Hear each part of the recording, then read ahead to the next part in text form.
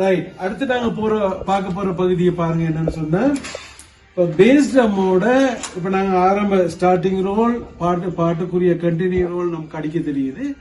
இது அந்த பாட்டை பிரேக் பண்ணி அடுத்த பாட்டுக்கு போறது, அடுத்த பகுதிக்கு போற ஒரு பகுதியில இறுதியான அடிக்கிற ரோல்ஸ் எப்படி வரும் அப்படிங்கறத நாங்க பார்க்க போறோம். அப்ப அது பாத்தீங்கன்னா இங்க பாருங்க, இப்படித்தான் வரப்போகுது.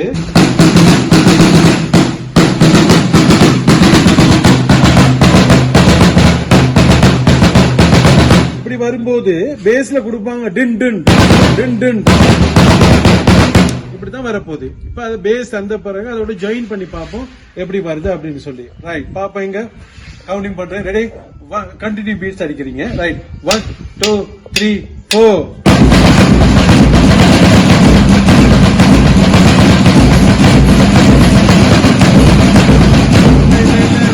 பாருங்க, சரியா பேஸ் சரியா கொடுங்க. நான் கொடுக்குற கவுண்டிங் பேஸ் சரியா வரணும். அப்ப அதுபடிதான் நாங்க போக போறோம். ரெடி, கவுண்ட் பண்ண. ரெடி, 1 2 3 4.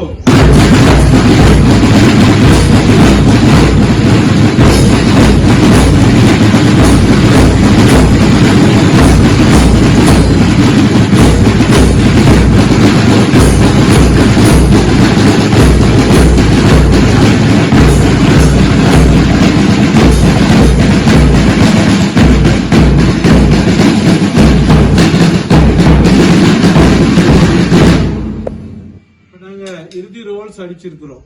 அது கொஞ்சம் அப்படி பின்னல தான் போனுச்சு. அது இன்னும் வாசிக்கும் போது கிளியரா எப்படி வரும் அப்படிங்கிறது சொன்னது. ஆனா அந்த முறை இவ்வளவுதான், டின் டின் டின் டின்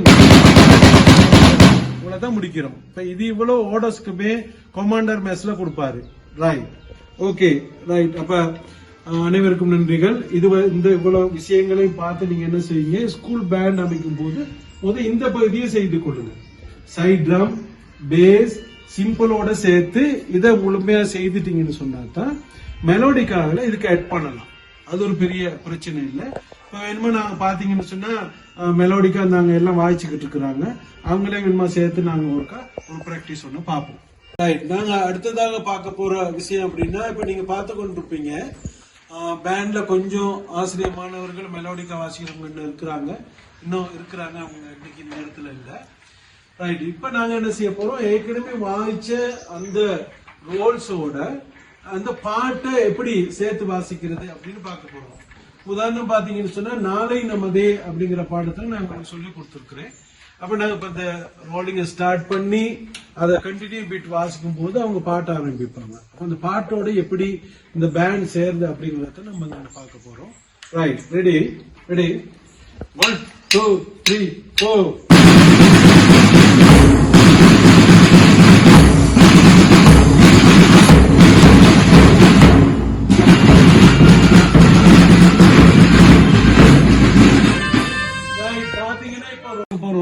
பாருங்க, அந்த நாங்க பாட்டோட சேர்ந்த போது அந்த ரோலிங் இங்க கொஞ்சம் மிஸ் ஆயிடுச்சு. அதை நம்ம இன்னும் கரெக்ட் பண்ண போறோம் தானே. இப்ப திரும்ப அதனால திரும்ப அந்த பாட்டை திரும்ப நாங்க ஸ்டார்ட் பண்ண போறோம். இப்ப பாருங்க, நான் திரும்ப கவுண்டிங் கொடுக்குறேன். ரெடி, 1 2 3 4.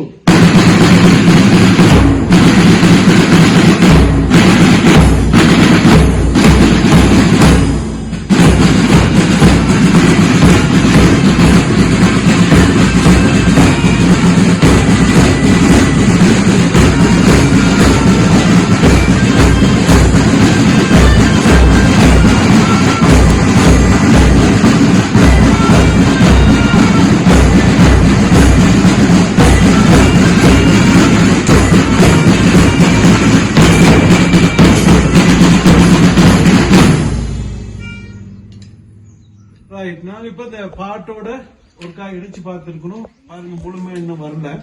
என்னென்ன மெலோடி காசு நிறைய போடணும். இருக்குது.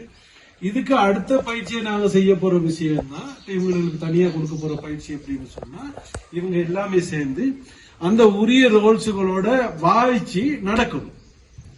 நடந்துகிட்டு எப்படி வாசிக்கும் போது பாருங்க நிறைய ஃபெயிலியர் வரும் நடந்து வாசிக்கும் போது. இப்ப நாங்க கட்டமா வந்ததுல இப்ப இந்த அளவு வந்திருக்கிறாங்க. நடந்து வாசிக்கும் போது நிறைய சிக்கல்கள் வரும். அது எப்படி இன்ஸ்ட்ருமெண்டோட நடையும் ஒரே மாதிரி போகணும், கால்லாம் ஒரே ஷேப்ல போகணும், ஒரே முறையில போகணும், அதோட இன்ஸ்ட்ருமெண்ட் எப்படி வாசிப்பாங்க அப்படிங்கறது நான் சொல்றேன். அடுத்தடுத்த வீடியோஸ்ல உங்களுக்கு எட் பண்ணி போடுறோம். Okay thank you